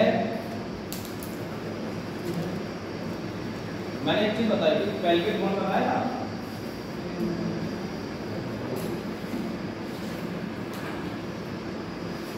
स्केलेटन में पेल्विक बोन पढ़ा था, बताया था ये क्या होता है कि मेल और फीमेल में यही क्या होता है, फीमेल में ये हड्डी का कैसी पाई जाती है?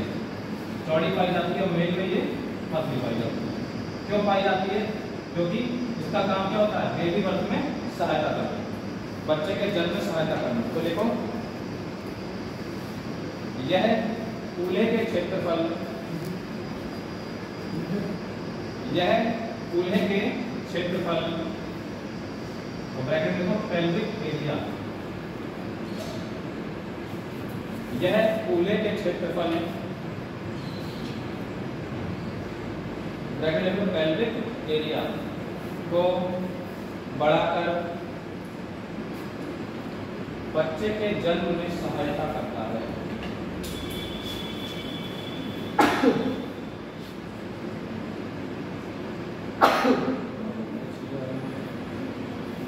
यह कूल्हे के क्षेत्रफल यानी पेल्विक एरिया को बढ़ाकर बच्चे के जन्म में सहायता करता है।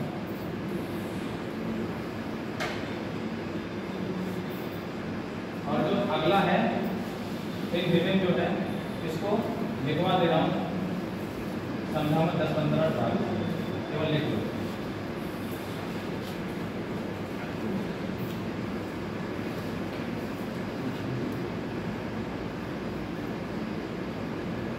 यह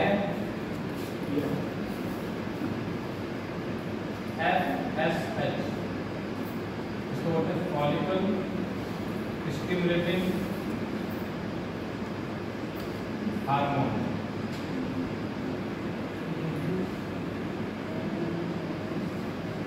यह FSH के कार्य को कम करता है।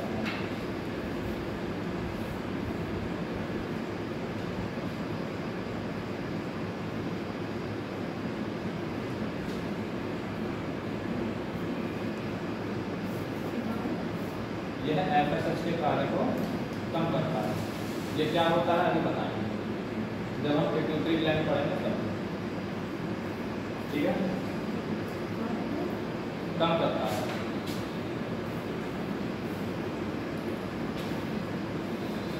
अगला देखो, यहां तक किसी को समस्या? अगला देखो, फंक्शन ऑफ टेस्टोस्टेरोन। अब ये कहाँ जब पाया जाता है? पुरुषों, मतलब मेल जितने भी हैं, इंसान है जानवर,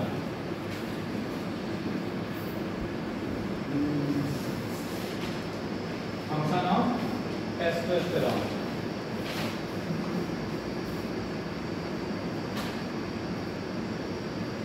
तो टेस्टोस्टेरोन में किसका?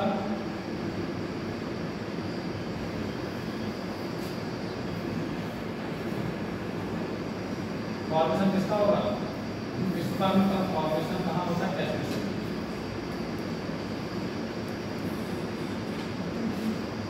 ठीक है, तो इसमें देखो, यह स्पर्म को बनाने, पहला पॉइंट, यह स्पर्म को बनाने तथा विकसित करने में सहायता करता है। यह स्पर्म को बनाने तथा विकसित करने में सहायता करता है।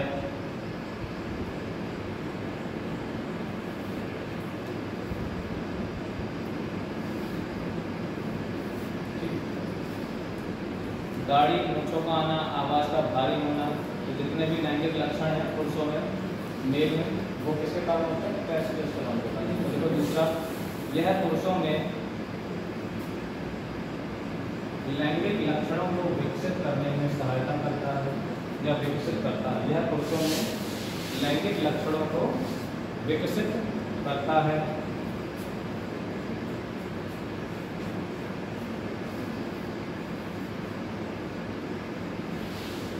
देखो जो भी कभी देखना, जैसे मसल्स में मेल और फीमेल की मसल्स में अंतर होता है, ठीक है?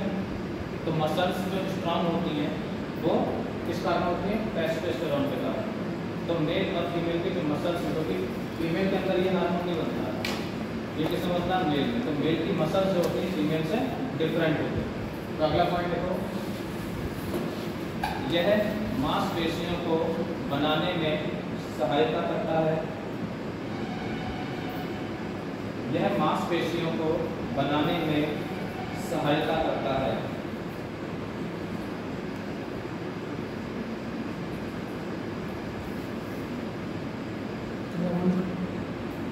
यह मांसपेशियों को बनाने में सहायता करता है।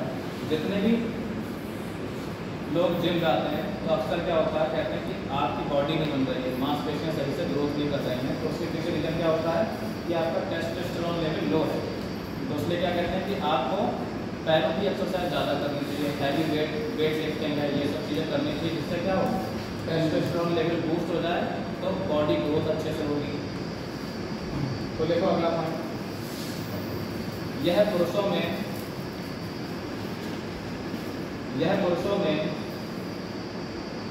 नर ज़्यादा सही होगा। यह नर में लैंगिक इच्छाओं को नियंत्रित करता है। यह नर में लैंगिक इच्छाओं को नियंत्रित करता है।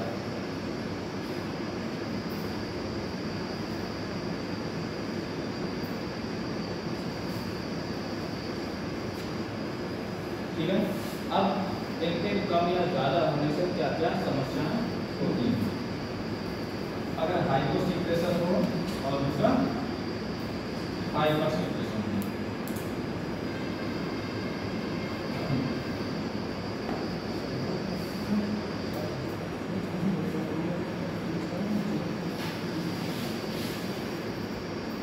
अब देखो हाइपोसिक्रेशन का मतलब क्या है? ये जो भी हार्मोन है, एस्ट्रोजन, प्रोजेस्टेरोन, टेस्टोस्टेरोन, ठीक है, इंद्रिन और रिलैक्सिन, ये हार्मोन अगर कम मात्रा में रिलीज हो रहा है तो उससे क्या करेंगे?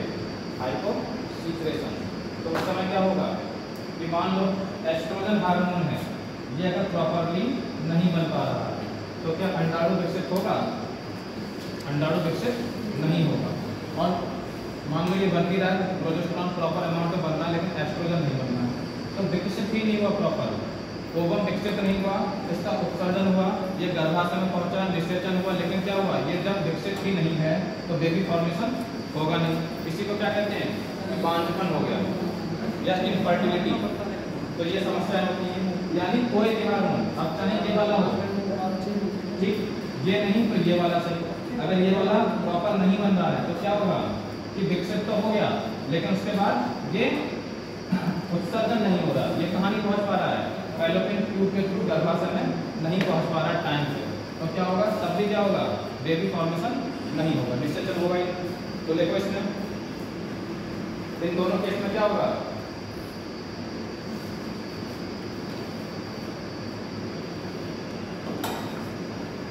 स्टेबिलिटी ऑब्लिक करें तो बांझपन,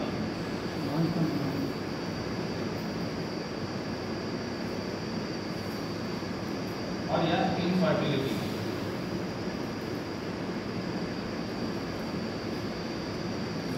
ये समस्याएं हो जाती हैं।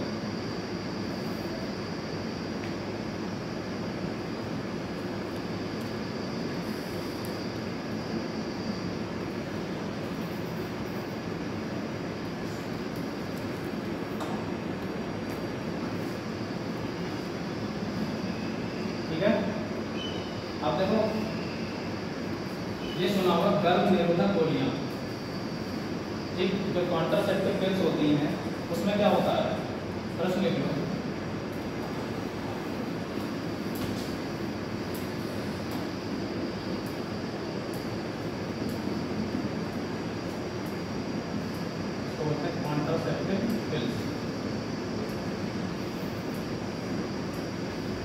कहते हैं इनको, ये भी क्या होती हैं, बहुत ज़्यादा नुकसान करती हैं।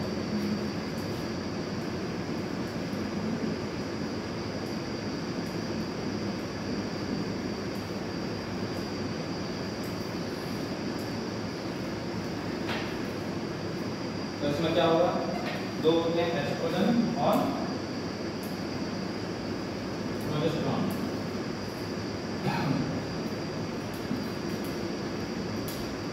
लेकिन ये क्या होगा, मिनिमम अमाउंट में होगा, यानी ये क्या होगा, मिनिमम होगा, कम, और ये मैक्सिमम। यानी ज़्यादा से ज़्यादा क्या होता है, जो कॉन्ट्रासेप्टिव पिल्स होती हैं उसमें प्रोजेस्टेरॉन जो हार्मोन होता है वो ज़्यादा मात्रा में होगा और एस्ट्रोजन कम मात्रा में होगा। इसका नुकसान क्या होता है, मतलब ये कार्य कैसे करता है। तो देखो, एस्ट्रोजन का काम क्या है, ओवम को विकसित करने का, और इसका काम क्या है, इसका उत्सर्जन करने का, ओवम का उत्सर्जन करने का। अब जब कभी कोई जैसे कहते हैं बेबी नहीं चाहता है, तो उस समय क्या करते हैं, तो नॉर्मली क्या कर देते हैं, ये कॉन्ट्रासेप्टिव पिल्स खा लेते हैं। उससे क्या होता है कि प्रोजेस्टेरॉन लेवल बढ़ गया तुम्हारी बॉडी के अंदर।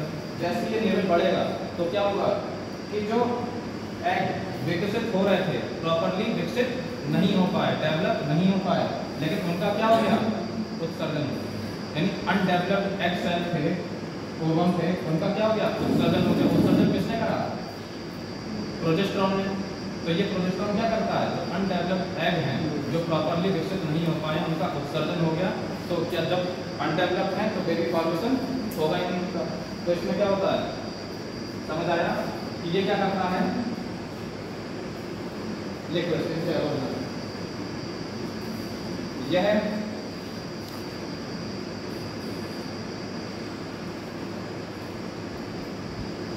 अविकसित, यह अविकसित, विकसित नहीं अविकसित,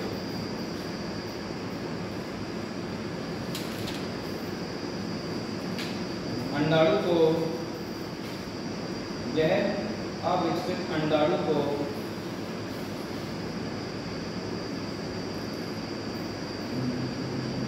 अंडाशय से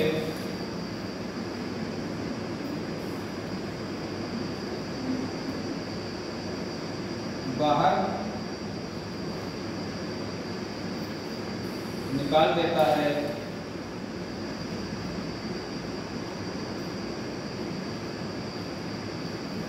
जिससे फर्टिलाइजेशन यानी प्रेगनेंसी होगी ही नहीं, जिससे फर्टिलाइजेशन निषेचन ही नहीं होगा, ठीक नहीं होता, जिससे फर्टिलाइजेशन नहीं होता।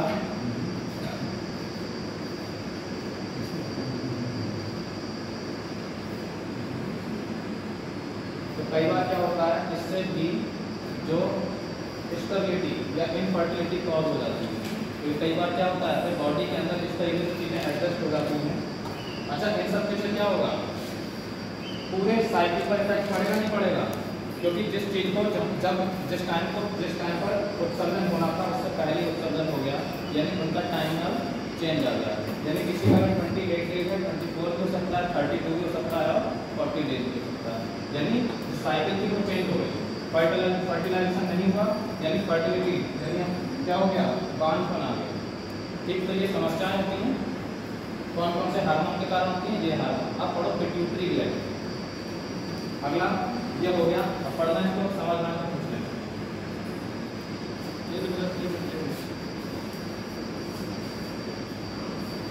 सुपर मास्टर ग्लैंड किसे कहते हैं, पिट्यूटरी ग्लैंड को। क्यों कहते हैं, क्योंकि ये अपना काम तो करेगा ही करेगा और बाकी जो ग्लैंड हैं उनको भी नियंत्रित करता है।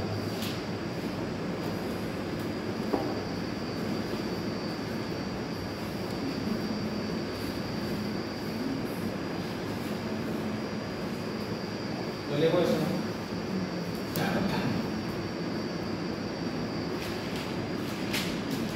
इसे मास्टर ग्लैंड भी कहते हैं, इसे मास्टर ग्लैंड भी हेडेल को पीयूष ग्रंथि,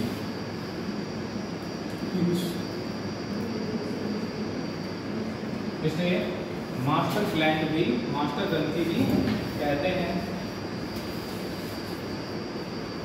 क्योंकि यह दूसरी ग्रंथि को इसे मास्टर क्या ग्रंथि, जिसे मास्टर ग्रंथि भी कहते हैं, क्योंकि यह दूसरी ग्रंथि को नियंत्रित करता है, क्योंकि यह दूसरी ग्रंथि को नियंत्रित करता है। अगर पूछा जाए किस ग्रंथि से सबसे ज़्यादा हार्मोन रिलीज होते हैं, तो वो पीयूष ग्रंथि। तो देखो अगला पॉइंट, किस ग्रंथि से सबसे ज़्यादा हार्मोन रिलीज होते हैं?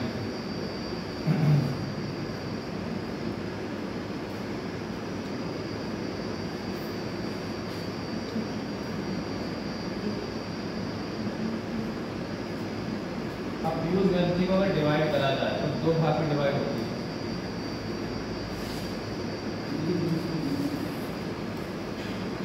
उसको बोलते हैं अग्र पीयूष ग्रंथि, और ये होता है फर्स्ट।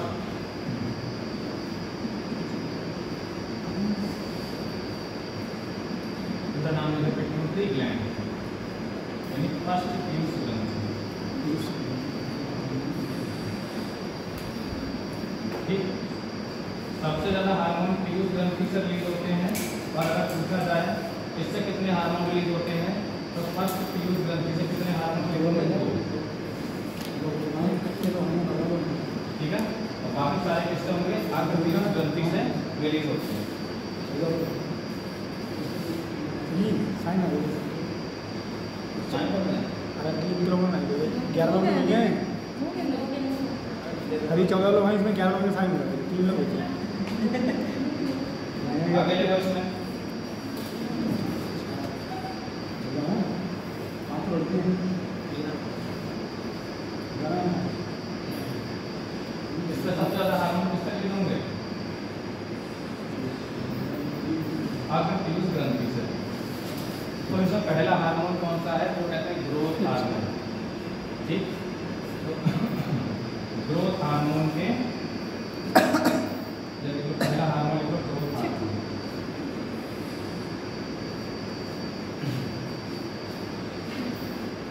इसमें लिखो ब्रैकेट देखो GH, ग्रोथ हार्मोन के। देखो इससे क्या होगा कि लंबाई जो है हम लोग की बढ़ती है। शरीर की तो कौन सा हार्मोन होता है वो, इसलिए कहते हैं पिट्यूटरी ग्लैंड अगर तुम्हारा प्रॉपर एक्टिव है तो क्या होगा? लंबाई अच्छी खासी हो जाएगी। और अगर पिट्यूटरी ग्लैंड एक्टिव नहीं है तो क्या होगा? छोटे से रह जाएगा। ग्रोथ हार्मोन को GH बोलते हैं, या क्या बोलते हैं? सोमैटोट्रोपिन।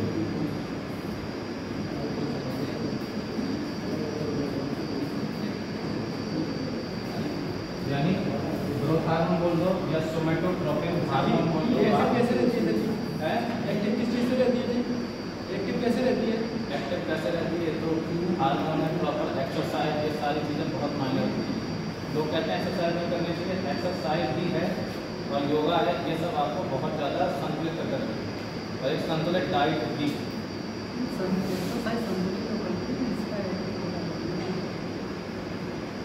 21 साल तक होता है ग्रोथ हार्मोन एक्टिव होता है, 21 के बाद बंद हो जाता है। तो अगर 21 के हो गए हो तो इसके बारे में सोचना छोड़ दो, आप लंबाई नहीं बढ़ेगी। नहीं समझ बढ़ जाती है, बढ़ जाती है। किसी किसी के केस में होगा, किसी का मान लो क्या है कि भाई पिट्यूटरी ग्लैंड एक्टिव है, ग्रोथ हार्मोन एक्टिव है, सबके अंदर एक्टिव नहीं होता, जल्दी 21 तक रुक जाता है।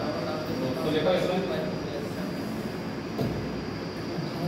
तो बताओ इसका ग्रोथ हार्मोन है तो ये किससे बना होता है? प्रोटीन से मिलकर बना होता है। तो इसको हम पेप्टाइड हार्मोन बोल सकते हैं। क्यों? जो प्रोटीन से मिलकर बने होते हैं ये पेप्टाइड हार्मोन होते नहीं होते हैं।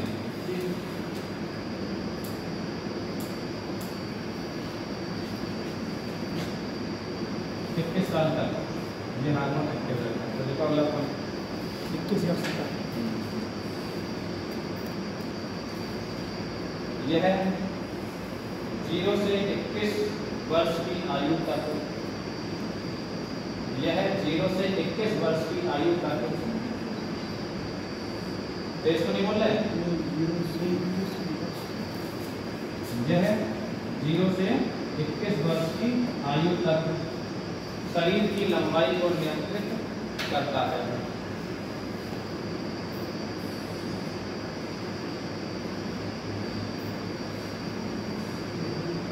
ठीक है। कई बार क्या होता है, कभी देखा होगा कि नॉर्मली जब ग्रोथ हार्मोन की बढ़ रही हो तो क्या होता है, शरीर के आकार में वृद्धि नहीं होती है। मतलब शेप क्या होगा उस समय, मतलब हेल्दी नहीं पड़ोगे, मोटे नहीं होंगे, पतले मोटे होंगे। पतले पतले, शरीर फिट नहीं रहता उस समय, केवल लंबाई लंबाई बढ़ती है। लेकिन जैसे ही क्या होगा, लंबाई बढ़ना शुरू हो जाती है, तभी क्या होगा, तब शरीर बढ़ना स्टार्ट होता है, तभी क्या होगा, चर्बी आ जाएगी, पेट निकलने लगेगा, ये सब समस्याएं होने लगती। तो अगला पॉइंट देखो, यह शरीर के आकार को नियंत्रित करता है। यह शरीर के आकार को नियंत्रित करता है।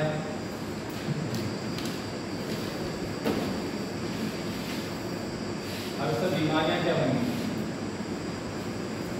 तो क्या होगा, हाइपो और हाइपर। ग्रोथ हार्मोन ज्यादा रिलीज नहीं हो रहा तो क्या होगा, लंबाई बढ़ेगी। कभी कभी देखते हैं छोटे छोटे से पाए जाते हैं, एज तो बहुत होती है लेकिन लंबाई बहुत कम है, जिन्हें कहते हैं बौनापन। क्या सर? बौने सब यूज करते हैं जिनकी लंबाई कम होती है, यानी उनके अंदर ग्रोथ हार्मोन सही से रिलीज नहीं हुआ, उनके अंदर क्या पहुंचा, उसको कहते हैं बौनापन। यानी अगर ग्रोथ हार्मोन सही से रिलीज नहीं हो रहा है तो आप फिर ठीक क्या हुआ, जैसे चीजें क्या क्या है, क्योंकि हार्मोन उत्पन्न कैसे होते हैं, जैसे बौनापन हो रहा हो, ये क्या है कि उत्पन्न कैसे हो सकते हैं इसके अंदर? उत्पन्न तो हो ही रहे हैं, अगर उत्पन्न नहीं हो रहा है तो इतने से नहीं होते। जैसे किसी को बौनापन है, जैसे सर उससे हाइट करने के लिए करना पड़ेगा, हाइट बढ़ाने के लिए। हाइट अगर सोचो ये सब चीज़ें हमारे कंट्रोल में होती सारी चीज़ें, तो हम इसे संतुलित नहीं कर देते। तो ये तो मतलब पहले होता है, जन्म से ही होता है। हाँ, ये जेनेटिकली होता है, जर्नल प्रोसेस है, ये तुम्हारे कुछ तो जेनेटिक रहेंगे, कुछ क्या होंगी कि तुम्हारे खान पान से। कई बार क्या होता है, दोनों माँ और बाप दोनों की लंबाई कम होती है, बच्चे की लंबाई ज़्यादा होती है, लेकिन बच्चे की डाइट अच्छी खासी होती है, बच्चे को खाना पान संतुलित करता है, वो खा पी रहा है, खेल सही से रहा है, तो वो एक्टिव ज़्यादा है, इसलिए क्या होगा, उसकी लंबाई बढ़ जाती है। अब इतनी भी ज़्यादा नहीं बढ़ जाती, बहुत लंबा हो, लेकिन नॉर्मल तो हो ही जाती है। तो अगर ग्रोथ हार्मोन सही से रिलीज नहीं हो रहा है तो क्या होगा, बौनापन। और ग्रोथ हार्मोन सही से रिलीज हो रहा है, जैसे कि खली है, खली को देखा है, जी सर। बीज का सही हो रहा है।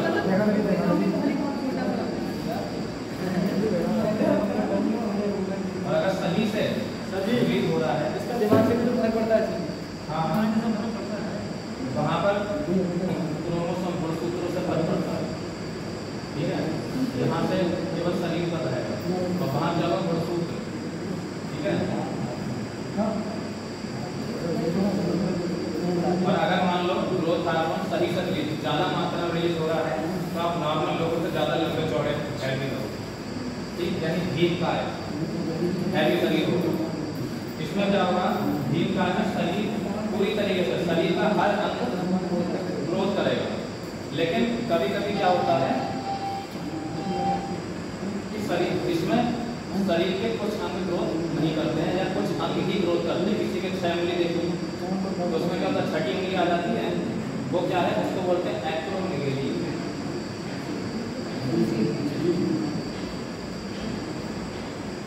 एक तो क्या होता है, भीम का शरीर पूरी तरीके से विकसित होगा, हाथ पैर सिर नाक मुंह सब बराबर तरीके से बढ़ेंगे। लेकिन दूसरा रोग क्या होगा, एक्रोमीगेली रोग। इसमें क्या होगा, शरीर के कुछ पार्ट बढ़ जाएगा, उससे ज़्यादा।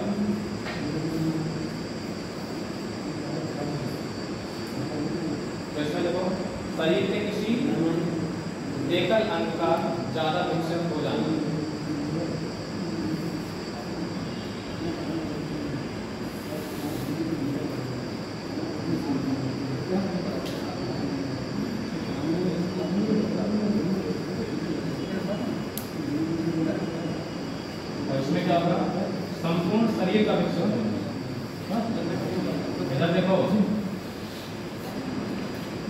इसमें ऐसा नहीं होगा हाथ पैर बढ़ गए सर नहीं बढ़ रहा है, तो संपूर्ण शरीर विकसित होगा, ठीक है। और एक्रोमेगाली में कोई सिंगल ऑर्गन, हाथ हो सकता है, वो किसी किसी के हाथ बहुत लंबे किसी की गर्दन थोड़ी लंबी हो जाती है, किसी की गर्दन लंबी होती है, तो किसी की नाक ज़्यादा लंबी होती है, किसी के हाथ लंबे ज़्यादा होते हैं, किसी के तो लिए ये क्या उंगलियां होता है? लंबी होती हैं। ठीक है। तो पहला हार्मोन होता है पीयूष ग्रंथि में होता है ग्रोथ हार्मोन, इससे क्या होता है बौनापन या धीमकाय या एक्रोमेगाली रोग हो सकते हैं। अब अगला लिखो, थोड़ी टाइम हो गया, कितना टाइम हो गया? हो गया घंटा 31 मिनट, 1 घंटा 31 मिनट। आगे रुको, तो देखो। अगला देखो प्रोलैक्टिन। अगला हार्मोन जो होगा वो कौन सा होगा? प्रोलैक्टिन। चले जाना हम कौन सा रोग लेंगे? Prolactin hormone. तो देखो लैक्टिन, लैक्स कहाँ से आ रहा होगा? लैक्टोज। कहाँ होगा लैक्टोज? दूध में पाया जाता है। लैक्टिक अम्ल, दही जब बनता है तो कौन सा अम्ल होता है? लैक्टिक अम्ल, यानी प्रोलैक्टिन हार्मोन। इसका काम क्या है देखो इसमें,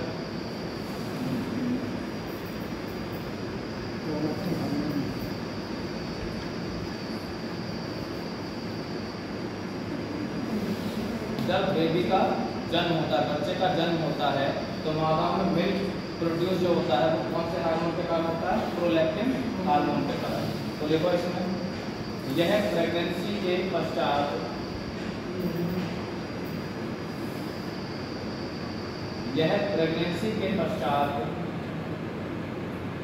मादा में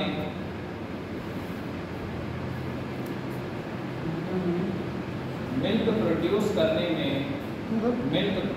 प्रोड्यूस करने में, मिल्क निर्माण करने में सहायता करता है, मिल्क निर्माण करने में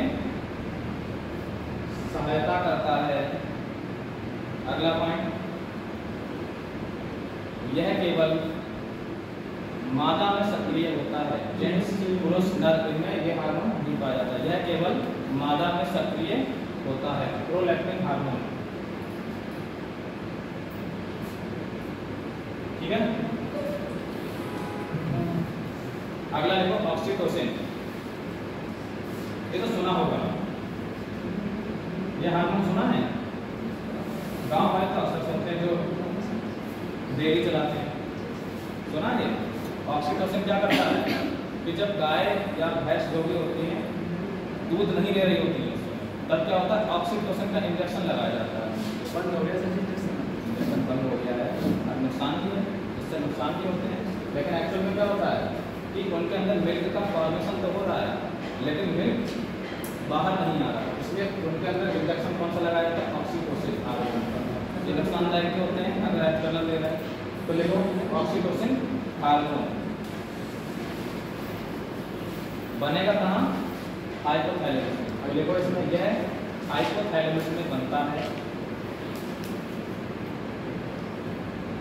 यह हाइपोथैलेमस में बनता है, लेकिन इसका स्रावण जो रिलीज होना है, लेकिन इसका स्रावण पश्च पीयूष ग्रंथि, यह हाइपोथैलेमस में बनता है, लेकिन इसका स्रावण यानी सीक्रेशन जो रिलीज हो रहा है पश्च पीयूष ग्रंथि द्वारा होता है, लेकिन इसका स्रावण पश्च पीयूष ग्रंथि द्वारा होता है, लेकिन इसका स्रावण पश्च पीयूष ग्रंथि द्वारा होता है।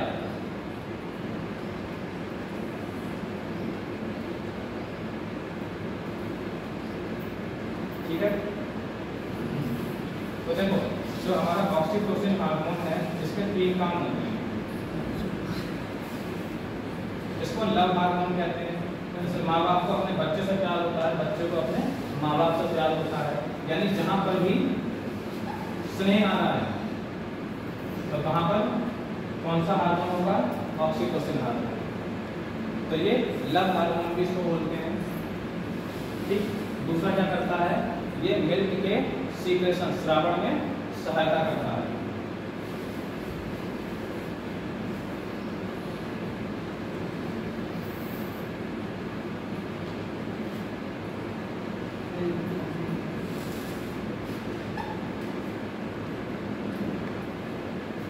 ठीक, प्रोड्यूस हो रहा है प्रोलैक्टिन के थ्रू, लेकिन वो सीक्रेशन किसके थ्रू हो रहा है, ऑक्सीटोसिन हार्मोन। ठीक, इसको बर्थ हार्मोन भी बोलेंगे, जन्म देने वाला हार्मोन। जब प्रेगनेंसी होती है और जब डिलीवरी होने वाली होती है तो उस समय क्या होता है, लेबर पेन स्टार्ट होता है, भयंकर असहनीय पीड़ा स्टार्ट हो जाएगी। वो किस कारण, तो ये क्या करता है, यूट्रस जो हमारा गर्भाशय होता है उस पर ये ऑक्सीटोसिन हार्मोन प्रेशर, उसके कारण क्या होता है, गर्भाशय पर प्रेशर आएगा जिसके कारण बेबी बाहर आ जाता है। तो ये ऑक्सीटोसिन बर्थ हार्मोन ये क्या है, जीवन यानी जो बच्चे का जन्म होता है वो किस हार्मोन के कारण होता है, ऑक्सीटोसिन के। तो लिखो,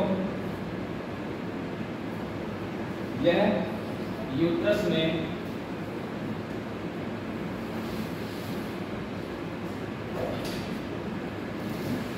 दाब उत्पन्न करता है, यह यूट्रस में या गर्भाशय में दाब उत्पन्न करता है जिससे